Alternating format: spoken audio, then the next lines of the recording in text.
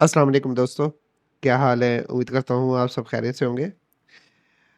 चलें आज हम जैसे कि मैंने आपसे पिछली वीडियो में बात की थी कि क्लास 8 को आज हम फाइनलाइज़ करेंगे और उसमें जो हमारे सीपीयू जितने भी हमने अभी तक कवर कर लिए हैं, लास्ट सीपीयू जिसके बारे में बात रह गई थी, मैं कहा क्लियर कर दें उसको भी, ठीक है? और फाइनल करें आज की क्लास के बाद फिर हम प्रैक्टिकल की तरफ और इंस्टॉलेशन बाकी चीज़ों की तरफ चलेंगे। तो आज की क्लास में हम जिस सीपीयू के बारे में जानने की कोशिश करेंगे या जिस सीपीयू के बारे में या जिसकी हिस्ट्री आप लोगों के साथ बयान करूँगा वो है किरण सीपीयू। काफ़ी लोग इस सीपीयू को जानते होंगे और काफ़ी ने नाम भी अभी पहली दफ़ा ही सुना होगा। तो बेसिकली किरण जो है ना बेसिकली हुआवे मोबाइल्स के अंदर उनका जो मेन सीपीयू होता है, ठीक है? वो उसके अंदर लगा हुआ है। चलें इस क्लास 8 में हम जान लेते हैं हुआवे के बारे में, इसकी हिस्ट्री थोड़ी-सी जान लेंगे उसके बारे में और बाकी चीज़ें इसके बूट मोड्स वगैरह, ठीक है? तो सबसे पहले जान लेते हैं हुआवे की हिस्ट्री, ठीक है? आपको ये हुआवे मोबाइल्स आजकल मार्केट में जो नज़र आते हैं, इनकी हिस्ट्री जान के भी आप हैरान होंगे, आपको सारा आल टू आल क्लियर हो जाएगा हर चीज़, ठीक है? सन 1987 में शेंज़न कंपनी ने ना हुआवे का जो मोबाइल है ना हुआवे एक कंपनी सब कंपनी होगी उनकी या जैसे आप एक उनका ब्रांड समझ लें वो इन्होंने लॉन्च किया।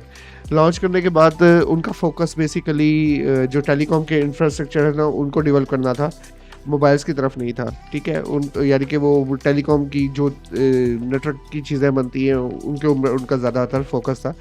तो वो उन्होंने नहीं यानी कि मोबाइल्स की तरफ उनका ध्यान नहीं था। सन 2004 में उन्होंने सबसे पहले अपना एक बेसिक फ़ोन बनाया, ठीक है? ये मैं आपको दिखा देता हूँ। मैंने ना सर्च की थी, मैंने कहा चलो आपको दिखा दूँ। ये था जी बेसिक फ़ोन जो उन्होंने ना सन 2004 में बनाया था पहला, ठीक है?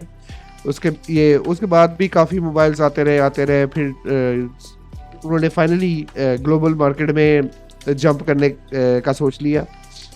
तो सन 2004 में जो लॉन्च किया हुआ मोबाइल उन्होंने जो बेसिक लॉन्च सन 2004 में बना लिया था मोबाइल, लेकिन मार्केट में अपने आप को इन्होंने उतारा 2012 में, ठीक है? और स्मार्टफोन की मार्केट में और उस टाइम जो इनके पास मोबाइल स्मार्टफोन्स जो आए थे यानी कि लॉन्च किए हुए थे उन्होंने वो एक्सीडेंट सीरीज़ थी। मुझे याद है उस पे एंड्रॉयड 2.3.6 चलता होता था और 4.1.2 तक उसकी अपडेट आती होती थी, फिर 4.4.4 आ गए।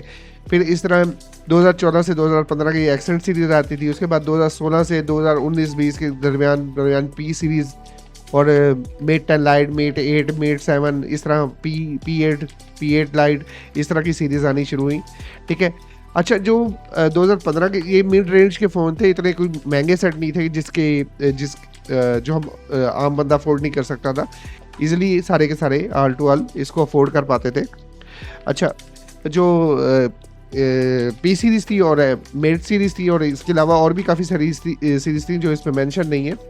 तो ना वो भी इन्होंने अच्छी खासी यानी कि उससे पैसा कमाया और ये अच्छे सेट थे, ये मिड रेंज के सेट थे, ठीक है? और हाई रेंज के भी थे उस टाइम के मुताबिक। तो ये ठीक-ठाक तो उन्होंने ठीक-ठाक इससे पैसा बनाया और ये मोबाइल्स अच्छे सीपीयूज़ वाले थे जिनकी परफॉर्मेंस अच्छी थी, गेमिंग थे, उस टाइम की गेम्स के मुताबिक थे, तो बेहतरीन चलते थे, ठीक है?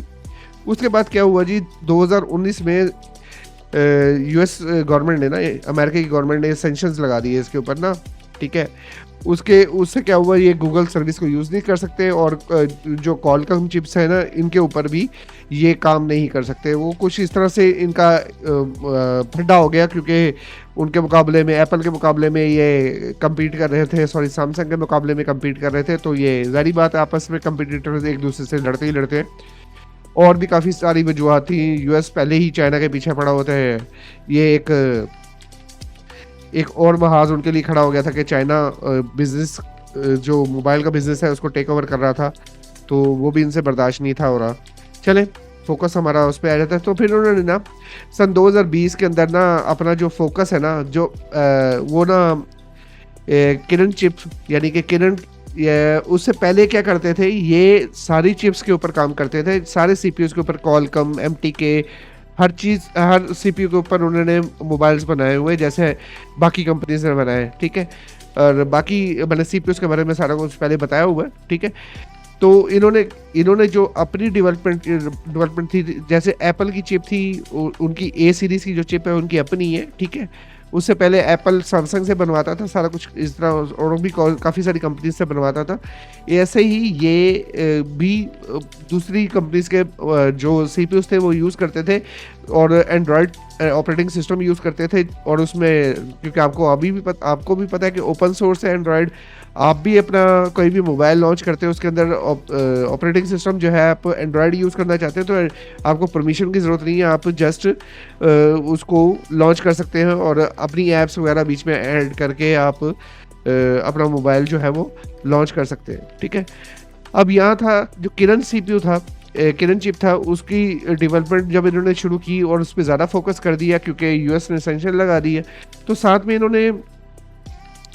इन्होंने क्या किया, साथ में अपना ऑपरेटिंग सिस्टम जो है उसको उस पर भी फोकस कर दिया। उन्होंने अपने एंड्रॉयड की मदद लेना बंद कर दी और इन्होंने जो अपना ऑपरेटिंग सिस्टम शुरू किया उसका नाम इन्होंने रखा हार्मनी ओएस।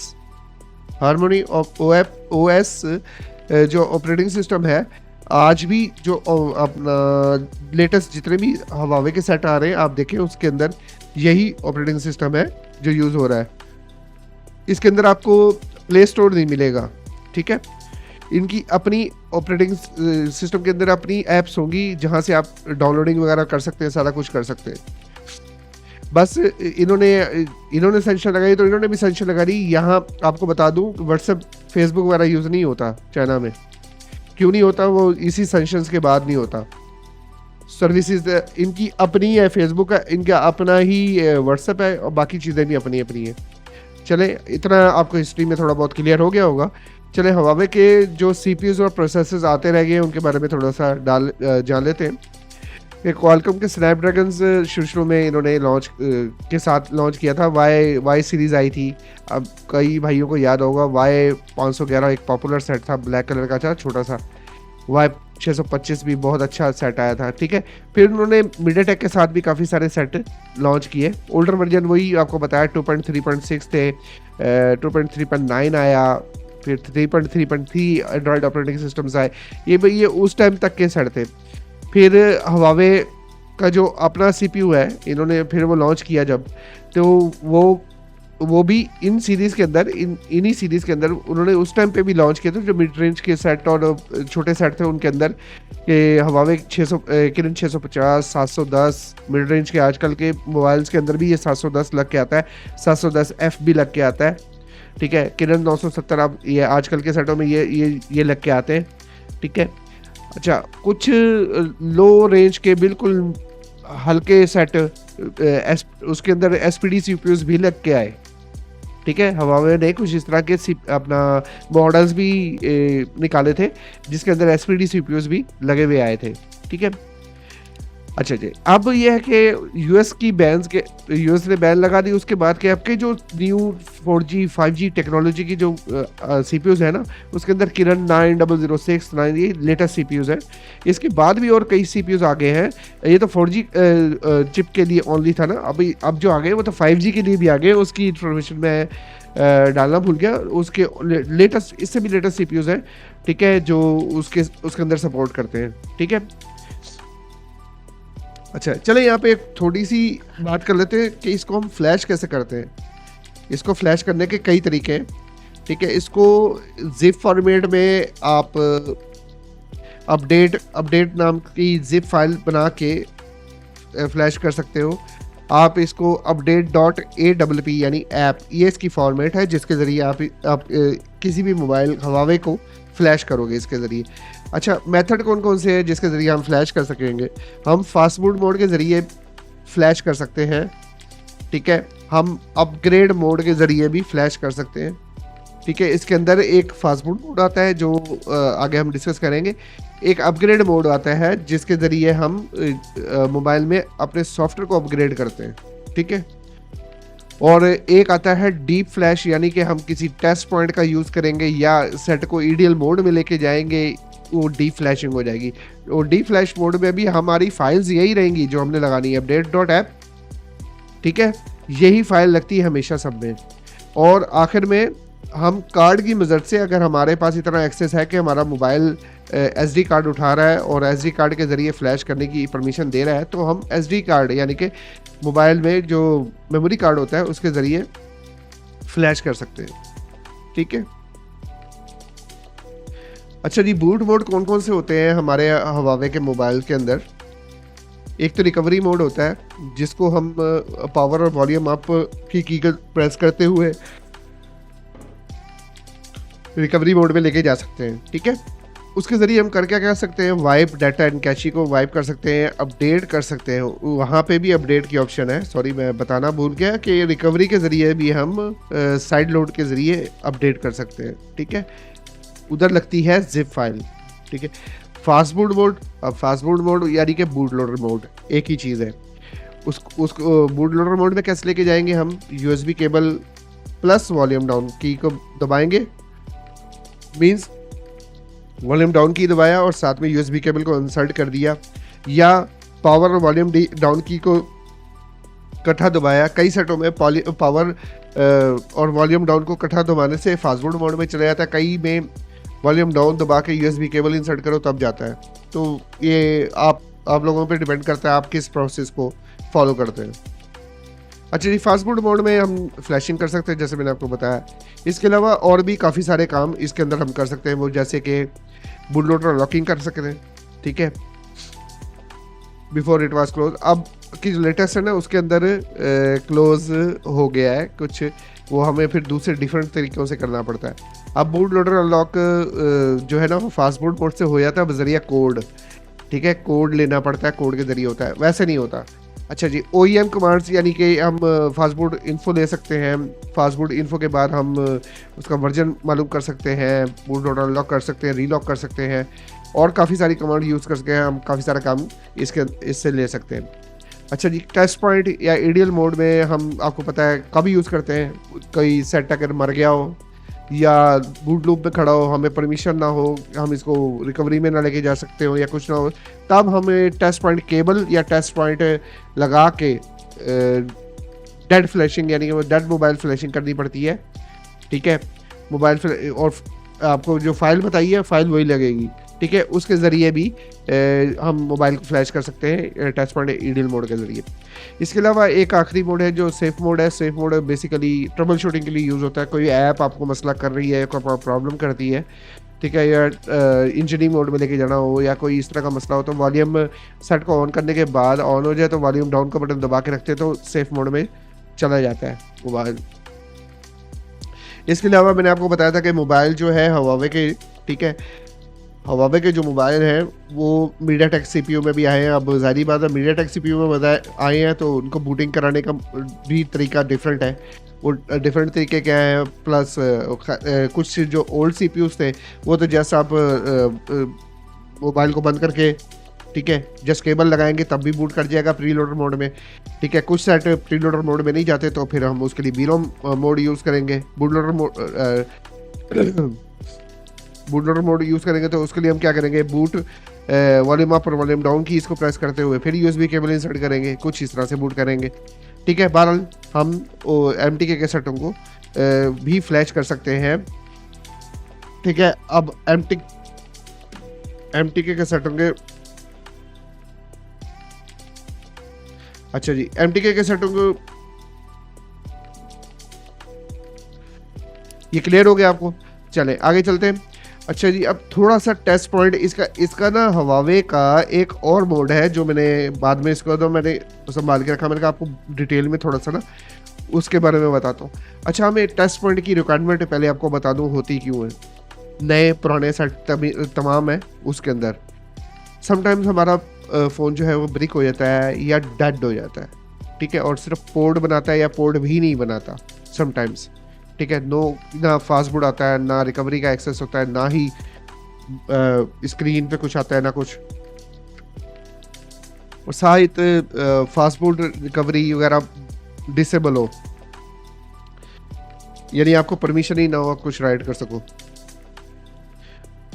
और test point bypass software boot restriction भी लगी हो साथ में, ठीक है। अच्छा, या हम पासवर्ड भूल जाएं, सॉफ्टवेयर ब्रेक हो जाए,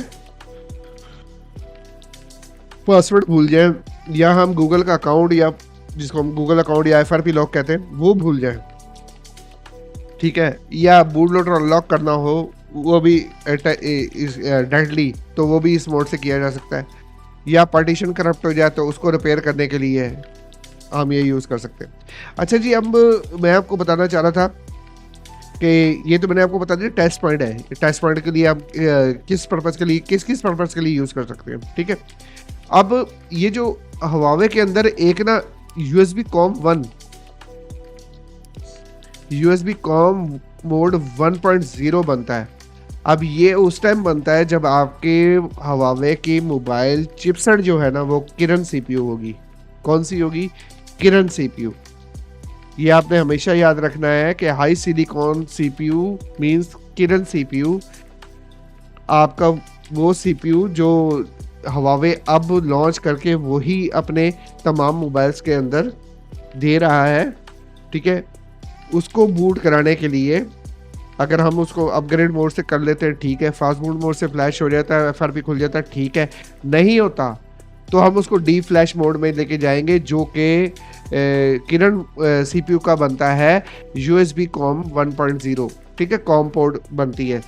अब इसको हम क्या बोलते हैं, देखें, is a low level engineering interface, ठीक है, low level emergency interface, sorry.